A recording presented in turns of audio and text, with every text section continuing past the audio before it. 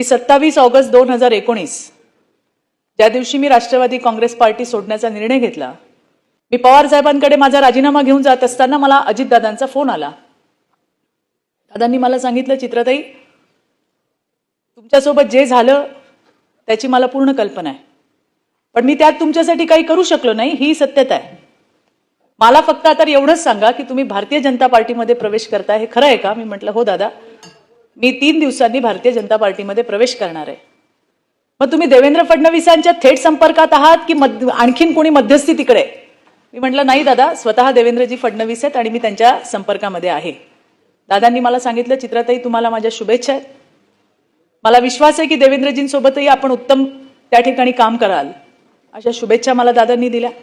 अगदी आता अलीकडचाच त्यांच्या कार्यालयातनं मला फोन आला. सतीशजी, फोन याच्यासाठी होता की तुमची जन्मतारीख तीच आहे का हे विचारायला. मी म्हटलं कशासाठी फोन केलाय? ते म्हणले नाही, 16 तारखेला दादा तुम्हाला सकाळी फोन करणार आहेत, तुमची जन्मतारीख तीच आहे का हे कन्फर्म करायला मी फोन केलाय. 16 तारीख तर येऊन गेली पण दादांचा फोन काय आला नाही. अत्यंत भावनिक असा क्षण आमच्या सगळ्यांसाठी.